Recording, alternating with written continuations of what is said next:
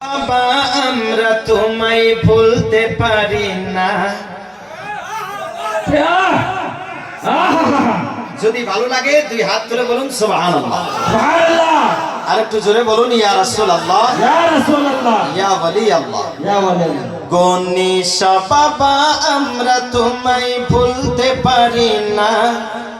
হায় হায় হায়। গনিশা বাবা আমরা তোমায় ভুলতে পারি না। তুমি মোদের জানের জান বলিছে সবই দেওয়ানা। সুবহানাল্লাহ, সুবহানাল্লাহ, কি বাত है। আমি দেখতে চাই কে কে গনি বাবার দেওয়ানা, একটু হাত তুলে বলুন সুবহানাল্লাহ। সুবহানাল্লাহ। গনিশা বাবা আমরা তোমায় ভুলতে পারি না। তুমি মোদের জানের জান, আমার সাথে বলতে হবে, বলিছে সবই দেওয়ানা। তুমি মোদের জানের জান বলিছে সবই দেওয়ানা।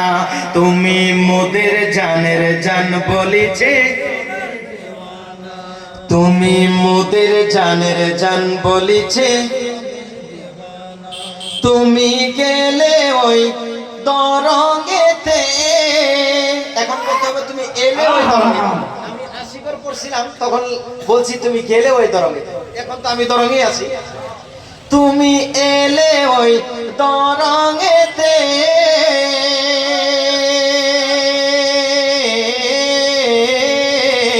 তুমি এলে ওই দরঙ্গেতে, তুমি এলে এই দরঙ্গেতে। ঘরে ঘরে আলো জ্বালাতে, আজকে দরং আশি ঘর পেয়ে গেছে নবীর ঘর। আজকে দরং আশি ঘর পেয়ে গেছে নবীর ঘর।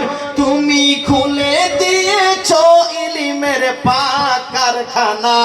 তুমি মোদের জানের জান বলিছে সবে দিবানা। তুমি মোদের জানের জান বলিছে সবে দেওয়ানা। তুমি মোদের জানের জান বলিছে সবে দিবানা। গনিশা বাবা আমরা তোমায় ভুলতে পারি না। তুমি মোদের জানের জান বলিছে সবে দেওয়ানা।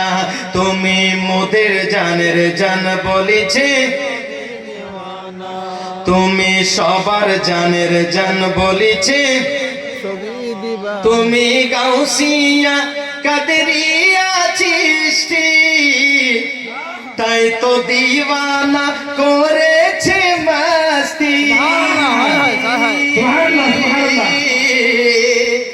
তুমি গাউসিয়া কাদরিয়া চিশতি, তাই তো দিওয়ানা করেছে মস্তি। গনি মিয়া আব্বা জান, গনিশা বাবার জান, চাঁদের মতো চেহারা জিনার আব্দুল গনি শাহজান। তুমি মোদের জানের জান বলিছে সবই দেওয়ানা। তুমি মোদের জানের জান বলিছে সবই দেওয়ানা। তুমি মোদের জানের গনিশা বাবা আমরা তোমায় ভুলতে পারি না। তুমি মোদের জানের জান বলেছে, তুমি মোদের জানের জান বলেছে। তুমি কোন বাদেশে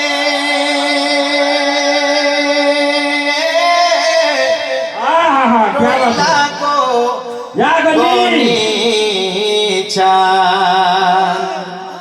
ভালো লাগছে? তুমি কোন দেশে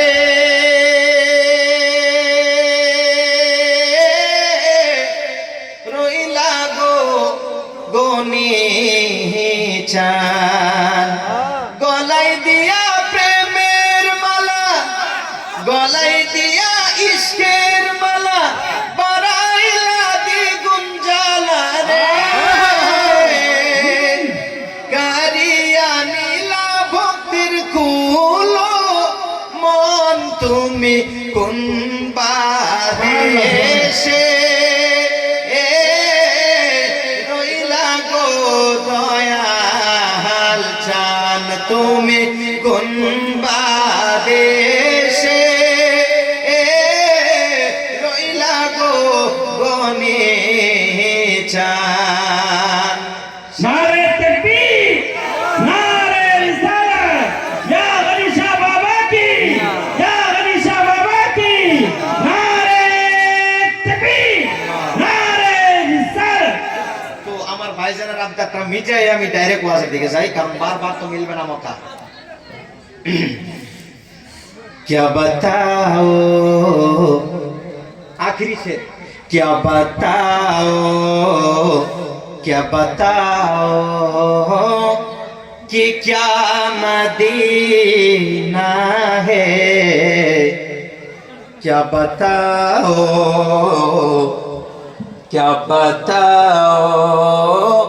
कि क्या जरूरी है, क्या बताओ क्या बताओ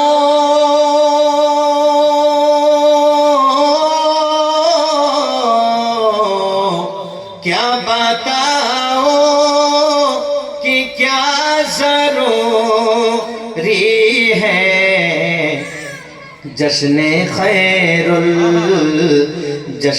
खैरुल वारा जरूरी है, जश्न खैरुल वारा जरूरी है, क्या बताओ कि क्या जरूरी है, क्या बताओ अपनी बहनों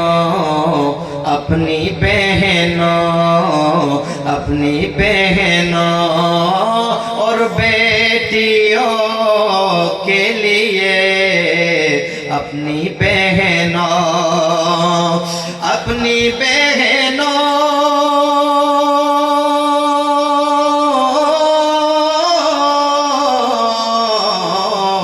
अपनी बहनों और बेटियों के लिए चादरे फातिमा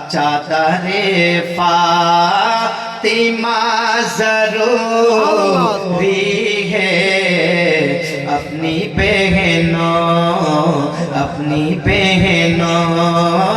और बेटियों के लिए चादरे फातिमा जरूरी है, चादरे फातिमा जरूरी है। नात বলে সারা রাত পড়ামু, দেখা লাগবো না অত নাত, আপনাদের দোয়ার বরকত ইনশাআল্লাহ আছে। কিন্তু ওয়াজের দেশে চলে যাই, আমি আল্লাহর কালাম থেকে 2টি আয়াতে মুকাদ্দাসা তেলাওয়াত করেছি আর 2টি হাদিসে মুবারাকা। রব্বুল আলামিন পবিত্র কালামুল্লাহ শরীফের ভিতরে ঘোষণা দিয়েছেন, ওয়ালিমান খাফা মাকামা রাব্বিহি জান্নাতান, বলুন সুবহানাল্লাহ। আল্লাহ রাব্বুল আলামিন ঘোষণা দিয়েছেন, ওয়ালিমান খাফা মাকামা রাব্বিহি জান্নাতান। আল্লাহ রাব্বুল আলামিনকে কেউ যদি দিলের থেকে অন্তর থেকে ভয় করার মতো করে, পালু করে ভয় করে, খৌফ করার মতো করে, ভয় করার মতো করে, আল্লাহ রাব্বুল আলামিন ওই ভয়কারী বান্দা বান্দির জন্য স্পেশালি অফার রেখে দিয়েছেন, বলুন সুবহানাল্লাহ। অন্যদিন ওয়াজ করি আমি বেলায়েত থেকে রিসালাত থেকে তাওহীদে যাই, আজকে তাওহীদ থেকে রিসালাতে যাব। প্রথমে তাওহীদের কথা বলবো, খৌফে খোদার কথা কিছু বলবো, কারণ আমাদের সমাজের ভিতরে গুনাহ বেড়ে গিয়েছে, পাপ বেড়ে গিয়েছে। যদি খৌফে খোদার ওয়াজ না হয় আমরা গুনাহ থেকে মুক্ত হইতে পারবো না। কথা বলুন ঠিক কিনা? আল্লাহ রাব্বুল আলামিন আমাদেরকে সৃষ্টি করার মূল উদ্দেশ্য আছে না নাই? উদ্দেশ্য আছে। উদ্দেশ্য হইল আল্লাহর ইবাদত, তার রাসূলের মুহাব্বত, তার রাসূলের সিরাত মেনে আমরা চলতে হবে। কারণ এখানে লেখা হয়েছে জলসায়ে সিরাতে মুস্তাফা, সিরাত হইল জিন্দেগি, মুস্তাফা হইল দয়ার নবী, দয়ার নবীর জিন্দেগির উপরে আলোচনার মাহফিল। খুব সুন্দর নাম এই মাহফিলে। আমার মনে হয় এই মাহফিলের নামকরণ করা হয়েছে ওলামায়ে কেরামরা, বিশেষ করে আমার প্রিয় ভাই হযরত মাওলানা মোহাম্মদ আকবর আলী সাহেব, উনি আমাকে দাওয়াতটা পৌঁছাইছিলেন। এছাড়া কমিটি থেকেও দাওয়াত গিয়েছে, উনিও কমিটিতে আছে। আলহামদুলিল্লাহ, সুন্দর নাম উলামায়ে আহলে সুন্নাতের মাধ্যম দিয়ে সুন্দর নাম হয়েছে। সুন্দর নামের সাথে আমরা সুন্দর মাহফিলে বসে কিছু সুন্দর কথা কোরআন এবং হাদিস থেকে নিয়ে যেতে হবে। কথা বলুন ঠিক কিনা? আল্লাহ রাব্বুল আলামিন শুধুমাত্র আমাদেরকে খাইতে আর টয়লেট ভরার জন্য সৃষ্টি করেন নাই, উদ্দেশ্য আছে, রহস্য আছে। আপনার সন্তান যদি আপনার বাধ্য না হয়, আপনার কথা অমান্য করে, আপনি আপনার সন্তানকে টাকা পয়সা খরচ করে ছোট থেকে সুন্দরভাবে লালিত পালিত করে বড় করে আপনি ভালো স্কুলে দিয়েছেন, আপনার সন্তান স্কুলে যায় না, আপনি রাগ হবেন না? নাই, নিশ্চয়ই রাগ হবেন। মাদ্রাসায় দিয়েছেন, আপনার সন্তান যায় না, ঘুরে ঘুরে পলায় পলায় চলে আসে, আপনি নিশ্চয়ই রাগ হবেন। আপনি ডানে যেতে বললে, ডানে যাইতে বললে আপনার সন্তান বামে চলে যায়। এমন হইলে প্রত্যেকটা বাবা সন্তানের প্রতি রাগী হয়ে যায়। কথা বলুন ঠিক কিনা? বাবার মহব্বত সন্তানের প্রতি অনেক, কিন্তু আল্লাহ রাব্বুল আলামিনের মহব্বত তার বান্দা বান্দির উপরে সমস্ত মহব্বতের থেকে বেশি। আর রহমান আর রহিমের তাফসীরের ভিতরে তাফসীরে বাইজুবির ভিতরে পড়লাম, আর রহমান আর রহিমের ভিতরে আল্লাহর দয়া, আল্লাহর মায়া, আল্লাহর ভালোবাসা কতটুকু আল্লাহ রাব্বুল আলামিন ক্লিয়ার করেছেন। আল্লাহ রাব্বুল আলামিনের ভালোবাসা তুলে ধরেছেন বাইজুবি শরীফের ভিতরে। আর রহমান আর রহিম, আল্লাহর কত দয়া কত মায়া। পৃথিবীর বুকে এই জমিনের উপরে আল্লাহর সৃষ্টি জগতের ভিতরে কেউ যদি বেশি ভালোবাসে আপনের ভিতরে, আপন মা ছাড়ার মানুষ জগতের ভিতরে কেউ কাউকে আপন মার মতো বেশি ভালোবাসে না। কথা বলুন ঠিক কিনা? প্রথমে মা ভালোবাসে, তারপরে বাবা, তারপরে ভাই ব্রাদার, স্ত্রী, ছেলে মেয়ে, এরকম আছে না নাই? আসুন প্যারা মুসলমান, বাবা এতটুকু মহব্বত করার পরে যদি বাবার কথা অমান্য করলে বাবা নারাজ হয়ে যায়, বাবা ঘর থেকে বের করে দেয়। আল্লাহ রাব্বুল আলামিন এতটুকু মহব্বত করে আমাদেরকে মহব্বতের ওজন করা হয়েছে। আল্লাহ রাব্বুল আলামিনের মহব্বতের 100 ভাগের 1% মহব্বত দুনিয়ার জমিনে ছেড়ে দিয়েছেন। আল্লাহ রাব্বুল আলামিনের মহব্বতের থেকে 100 ভাগ করে 1% মহব্বত দুনিয়ার জগতের ভিতরে যত সৃষ্টি আছে সমস্ত সৃষ্টি মাখলুকের ভিতরে 1% মায়া ছড়ায় দিয়েছে। আর 99% মহব্বত আল্লাহর কুদরতি মুঠায় রেখে দিয়েছেন। বলুন সুবহানাল্লাহ। এই 1% মহব্বত মানুষের ভিতরেও দেওয়া হয়েছে। এই 1% মহব্বতের থেকে গরু ছাগলের ভিতরেও দেওয়া হয়েছে, হাঁস মুরগির ভিতরে দেওয়া হয়েছে, পিঁপড়ার ভিতরে দেওয়া হয়েছে, হাতি ঘোড়ার ভিতরে দেওয়া হয়েছে। যত মখলুকাত আছে এই দুনিয়ার জমিনে দেখবেন প্রত্যেকটা মখলুকাত নিজের বাচ্চাকে ভালোবাসে, বাসে না নাই? হাতি নিজের বাচ্চাকে ভালোবাসে, বাসে না নাই? বাঘ নিজের বাচ্চাকে ভালোবাসে। কুকুরের মতন একটা প্রাণী, কুত্তাও নিজের বাচ্চাকে ভালোবাসে। একটা কুত্তার বাচ্চা যদি 6-7টা কুত্তার বাচ্চা নিয়ে কুত্তা যাইতেছে, ওই টাইমে যদি আপনি একটা কুত্তার বাচ্চার দিকে এগিয়ে যান একটা লাঠি নিয়ে, দেখবেন ওই কুত্তার বাচ্চার মা আপনার দিকে খেপে আসবে কামড়ানোর জন্য। কথা বলুন ঠিক কিনা? কুকুরের ভিতরেও নিজের বাচ্চার মহব্বত আছে, মুরগির ভিতরেও মুরগির। দেখবেন মুরগি যখন বাচ্চা ফোটায় নিয়ে বের হয়, আপনি কিছু মানুষ খানা দিতে গেলেও মুরগি ঠোকর মারে কি মারে না? লাভ দিয়ে আইসা ধরে না নাই? মুরগি এভাবে আমার বাচ্চারা ক্ষতি করার জন্য আসছে। এত মহব্বত 1% মহব্বতের জন্য যদি মার মহব্বত বাচ্চার জন্য এত হয়, বাবার মহব্বত সন্তানের জন্য যদি এত হয়, আল্লাহ রাব্বুল আলামিন বলেন এই পৃথিবীর মানুষ আমার মহব্বতের থেকে 100% থেকে 1% মহব্বত গোটা মখলুকের ভিতরে আমি দিয়ে দিলাম। এই মহব্বতের জন্যই তোমরা ফিদা হয়ে গেছো, আর 99 ভাগ মহব্বত আমি আল্লাহ রেখে দিলাম। আল্লাহ রাব্বুল আলামিন বলে পৃথিবীর যত মহব্বত আছে সব মহব্বত এক পাল্লায় উঠাইলে, সমস্ত মায়ের মমতা এক পাল্লায় উঠাইলে, সমস্ত বিবির মমতা এক পাল্লায় উঠাইলে, সমস্ত সন্তানের মহব্বত এক পাল্লায় উঠাইলে আল্লাহ রাব্বুল আলামিনের মহব্বত, আল্লাহ রাব্বুল আলামিনের আলিফ শব্দ, একটা আলিফ যদি এক পাল্লায় ওঠানো হয় ওই আলিফ শব্দ ভারী হয়ে যাবে। বলুন সুবহানাল্লাহ। আল্লাহ রাব্বুল আলামিন পাঠাইছেন একটা উদ্দেশ্য করে। আল্লাহ যদি এত মায়া করেন, আল্লাহ যদি আমাদেরকে এত মায়া করেন, আল্লাহর হুকুম আমাদের পালন করার দরকার আছে না নাই? ও ভাই, আছে না নাই?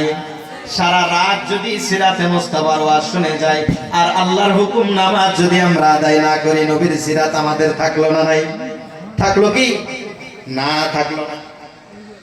নামাজও লাগবো, নবীর মহব্বতও লাগবো, নবীর সুন্নাহও আমাদের লাগবো না নাই? কিভাবে আল্লাহকে মহব্বত করব, তার রাসূলকে মহব্বত করব? আমি প্রথমে আজকে তাওহীদ থেকে ওয়াজ শুরু করছি। আল্লাহ রাব্বুল আলামিনকে ভয় করার কথা আল্লাহ রাব্বুল আলামিন ক্লিয়ারলি বলে দিয়েছেন। কোন বান্দা যদি আল্লাহ রাব্বুল আলামিনকে ভয় করার মতো করে, আল্লাহ রাব্বুল আলামিন ঘোষণা দেয় তার বিনিময় আল্লাহ রাব্বুল আলামিন তার বান্দাদিগকে একটি নয় দুটি করে জান্নাত প্রদান করবেন। বলুন সুবহানাল্লাহ।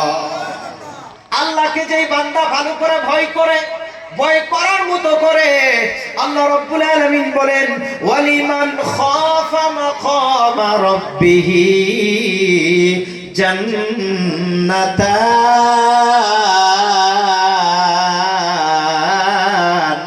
সুবহানাল্লাহ। আল্লাহ রাব্বুল আলামিন বলে আমার বান্দা, আমার বান্দি আমাকে যে ভয় করবে, ভালো করে ভয় করবে, ভয় করার মতো করবে, ওই বান্দা বান্দির জন্য আমি একটি জান্নাত নয় দুটি করে জান্নাত উপহার করব, দুটি করে জান্নাত ওই বান্দা বান্দিদেরকে গিফট করব। বলুন সুবহানাল্লাহ। যদি ভয় করতে পারি আল্লাহকে, সাথে নবীর মহব্বত লাগবে। এখন আমি যাব রিসালাতের দিকে। তাওহীদ থেকে রিসালাতেরও প্রয়োজন আছে, কারণ নবী ব্যতীত আল্লাহ পাওয়া যায় না, নবী ব্যতীত আল্লাহ পাওয়া যায় না, আর নবী ছাড়া মুসলমান হওয়া যায় না। শুধু আল্লাহ আল্লাহ জিকির করে মুমিন হওয়া যায় না যদি মুহাম্মদ সাল্লাল্লাহু আলাইহি ওয়াসাল্লামের ভালোবাসা না থাকে। কথা বলুন ঠিক কিনা? এবার আসুন, আল্লাহ রাব্বুল আলামিনকে আমরা ভয় করব কি কি কারণে? যখন নাকি আমাদের চোখের সামনে গুনাহ হবে, কেউ গুনাহ করতে যাবে বা আমাদের শয়তান আমাদেরকে ধোঁকা দিবে গুনাহ করতে, ওই টাইমে যদি একবার আল্লাহকে স্মরণ করতে পারি, পৃথিবীর কেউ যদি আমাকে না দেখে আল্লাহ রাব্বুল আলামিন অবশ্যই আমাকে দেখতে আসে, আমি গুনাহের কাজ করতে পারি না। এই খেয়াল রাখতে হবে। আর যদি নবীর আশিক হই, আমাদের অন্তরে ভাবনা এই খেয়াল রাখতে হবে, আমি হাসরের ময়দানে আমার দয়ার নবী মায়ার নবীর সামনে কি করে চেহারা দেখাবো। গুনাহ করে এই চোখ দিয়ে গুনাহ করে, এই চোখ দুইটা দিয়ে আমার দয়ার নবীকে কি করে দেখবো। আমি এই হাত দিয়া গুনাহ করে, হাত দিয়ে আমি ঠ্যাং দিয়া গুনাহ করে হাঁটার হেঁটে হেঁটে যখন যাব গুনাহের জন্য ময়দানে মাহশরে, নবীজির ঝান্ডার নিচে কিভাবে আমি হেঁটে হেঁটে যাব? না না, হতে পারে না। যে শরীর দিয়ে আমি গুনাহ করব, এই শরীর আমি রসুলের দরবারে ময়দানে মাহশরে কি করে নবীজির সম্মুখে দেখাইতে পারবো না। এটা হইবে আশিকের পেহচান। একজন সাহাবা দয়ার নবীর দরবারে আসতেছে, আসার সময় হঠাৎ করে দেখবেন, আজকাল তো আমাদের ভিতরে এই নিয়মটা বেশি হয়ে গেছে, আজকাল আমাদের ভিতরে মহিলারা বেশিরভাগ পুকুরে গোসল করে কি করে না? নদীতে গোসল করে, পুকুরে গোসল করে। ঘাট পার আসলে নদীর কিনারা দেখে চাইলে আমরা দেখতে পারি, হেঁটে গেলে আমরা দেখতে পারি, বা গাড়িতে গেলেও আমরা দেখতে পারি, নৌকা দিয়ে গেলেও আমরা দেখতে পারি। আমাদের মহিলারা বেপরদা হিসেবে গোসল করে কি করে না? এটা কি গুনাহ হয় না? নিশ্চয়ই গুনাহ হয়। খৌফে খোদা আমাদের দরকার আছে। একজন সাহাবা নবী পাকের দরবারে আসতেছে, আসার পথে একজন মহিলা গোসল করতেছে, হঠাৎ করে চোখ পড়ে গিয়েছিল, কিন্তু ওই সাহাবা ইচ্ছাকৃতভাবে মহিলার দিকে তাকায় নাই। যাইতেই হঠাৎ চোখ পড়ে গিয়েছিল, সঙ্গে সঙ্গে নিজের চোখকে হাঁটায়া অন্য দিক করে নবীর দরবার আর গেলেন না, সোজা বাড়ির দিকে রিটার্ন হইলেন কান্দিতে কান্দিতে। এমন ভাবে কান্না শুরু করলেন, নবীজির দরবারে গেলেন না, কান্না করতে লাগলেন। একদিন, 2 দিন, 3 দিন হয়ে যায়। 3 দিন পর আমার দয়ার নবী আবু বকর সিদ্দিক রাদিয়াল্লাহু তাআলা আনহুকে বলে, হযরত ওমর ফারুক আযম রাদিয়াল্লাহু তাআলা আনহুকে বলে, মাওলা আলী রাদিয়াল্লাহু তাআলা আনহুকে বলে, উসমান গনি জিন্নুরাইনকে বলে, আরো সাহাবা তাদেরকে বলে যে আমার অমুক সাহাবা আমার দরবারে 3 দিন হয়ে যায়, কেন আসে না? ও আবু বকর, তোমার ওই ভাইয়ের খবরটা নেওয়ার জন্য যাও, কি হইল, কিসের জন্য আমার দরবারে আসে না? নবীজির সাহাবা চলে গেলেন, নবীজির সাহাবা চলে গেলেন খবর নেওয়ার জন্য। যখন চলে গেলেন, যাওয়ার পরে বাড়িতে পৌঁছে সালাম দিলেন, দেওয়ার পরে দেখে ওই সাহাবা কাঁদতে কাঁদতে চোখের পানি এমন ভাবে ঝরতাছে যেমন চোখের 2 সাইড দিয়ে ঘা হয়ে যাবে। 3 দিন ধরে এক নাগারে কান্না শুরু করছে। ওই সাহাবা গিয়ে জিজ্ঞাসা করলো, ও ভাই, তুমি কেন নবীজির দরবারে আসো না? আর তুমি কিসের জন্য এইভাবে কান্না করতেছো? কোনো কাফের কি তোমার উপর অত্যাচার করেছে নাকি? কেউ কি তোমার কোনো আঘাত দিয়েছে নাকি? ওই সাহাবা আওয়াজ দিয়ে বলে, না না না ভাই, আমাকে কেউ তো কোনো আঘাত করে নাই, কোনো কাফের আঘাত করে নাই। আমি একটা কারণেই কাঁদি, একটা কারণে নবীজির রওজায় যাই নাই। কোন কারণটা একটু বলে বলবানি? বলা দূরের কথা, একটু চলো নবীজির দরবারে যাই। কয় না না না, এই অবস্থায় আমি নবীজির দরবারে যাইতে পারবো না, এই চেহারা নবীজিকে দেখানোর মতো লায়েক না। সাহাবা বলে, কিসের জন্য? তখন এই ঘটনা বর্ণনা করলেন, ও আমার ভাই, ও নবীর সাহাবা, শোনো, আমি নবীজির দরবারে যাওয়ার পথে দেখতে পারলাম একজন মহিলা বেপরদা হিসেবে গোসল করতেছিল। হঠাৎ করে আমার নজর ওই মহিলা, আমি ইচ্ছাকৃত ভাবে দেখি নাই, আমার তাকাইতে সেই দিকে নজর চলে গিয়েছিল। সঙ্গে সঙ্গে আমার নজরকে দমন করে আমি কাঁদতে কাঁদতে বাড়ির দিকে ফিরে আসছি। কারণ যে চোখ দিয়া দয়ার নবী, মায়ার নবী, নূরুন আলা নূর নবী রাহমাতাল লিল আলামিনকে দেখি, এই চোখ দিয়া আজকে তো বেপরদা নারীর দিকে নজর গিয়েছে। এই চোখ দিয়া দয়ার নবীর কাছে আর কি করে এই চোখ নিয়ে যাব? এই চোখ দিয়া নবীজির সাথে, নবীজির চোখের দিকে তাকায় কিভাবে কথা বলবো? আমার বরঞ্চ নিশ্চয় আমার গুনাহ হয়ে গেছে, আমি নবীজির নিকটে যাইতে পারবো না। সাহাবা চলে গেলেন, গিয়ে নবীজির নিকটে গিয়ে বললেন, ইয়া রাসূলুল্লাহ, ইয়া হাবিবাল্লাহ, আপনার ওই সাহাবা আপনার দরবারে আসে না, কারণ হইল এটা। নবীজি বলে, ওই সাহাবার তো কোনো গুনাহ হয় নাই, কারণ ওই সাহাবা ইচ্ছাকৃতভাবে মহিলার দিকে তাকায় নাই। ওই মহিলা নিজেই বেপরদা হয়েছিল, রাস্তা দিয়ে যাওয়ার টাইমে হঠাৎ ওই দিকে চোখটা পড়ে গিয়েছিল। এটা আমার সাহাবার তো দোষ নয়, আমার সাহাবার কোনো দোষ নয়। ওই সাহাবাকে বলো, ওই সাহাবার আমল নামায় কোনো গুনাহ লেখা হয় নাই। বলুন সুবহানাল্লাহ। এবার এইখান থেকে আরেকটা মসলা আমরা পেয়ে গেলাম। যুবক ভাই বন্ধুরা, আমাদের নজর ভালো করতে হবে, হবে না নাই?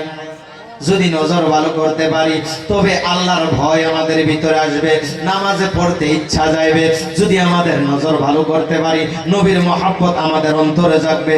যদি আমাদের নজর ভালো রাখতে পারি, নিজের বিবি থুইয়া অন্য বিবির দিকে নজর যাবে না। কথা বলো ঠিক কিনা?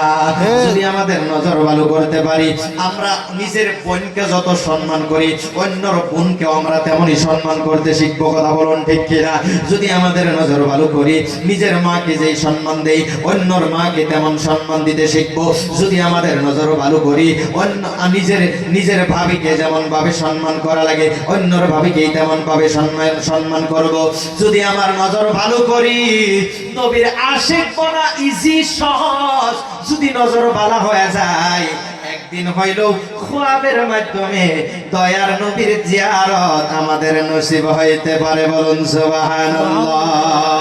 দেখিতে গুম্বাদে খাজরা দেখা কোনা ইয়া রাসূলুল্লাহ।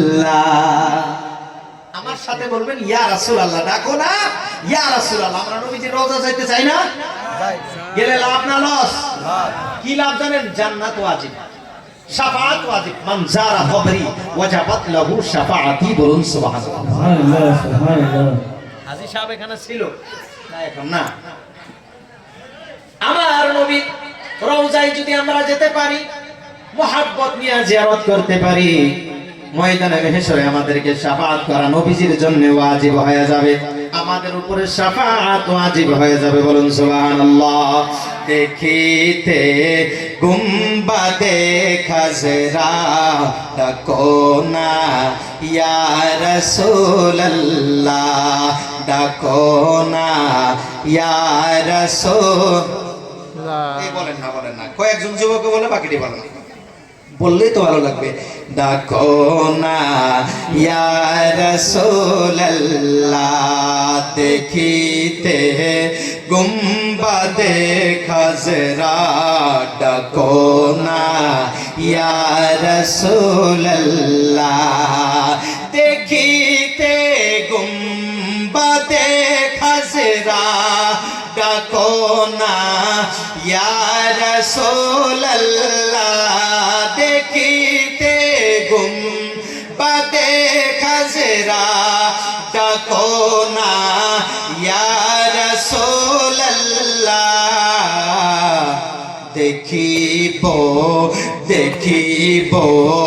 দুই নয়ন ভরে দেখা দাও ইয়া রাসূলুল্লাহ, দেখিব দুই নয়ন ভরে দেখা দাও ইয়া রাসূলুল্লাহ, নবীজির দিদারের আশায় কত না দিন কেটে যায়, নবীজির দিদারের আশায় কত না রাত কেটে যায়, স্বপনে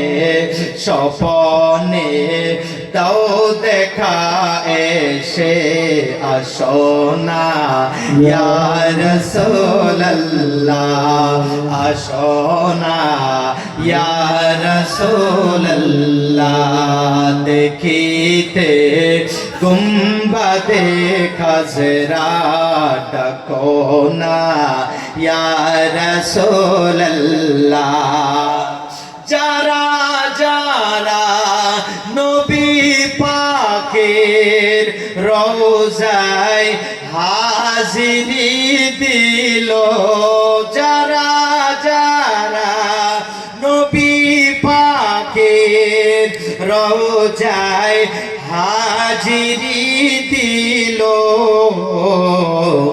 তাদের উপর শাফায়াত ওয়াজিব ঘোষণা ইয়া রাসূলুল্লাহ, ঘোষণা ইয়া রাসূলুল্লাহ, দেখিতে গুম্বাদে খাজরা ডাকো না ইয়া রাসূলুল্লাহ, আল্লাহুম্মা সাল্লি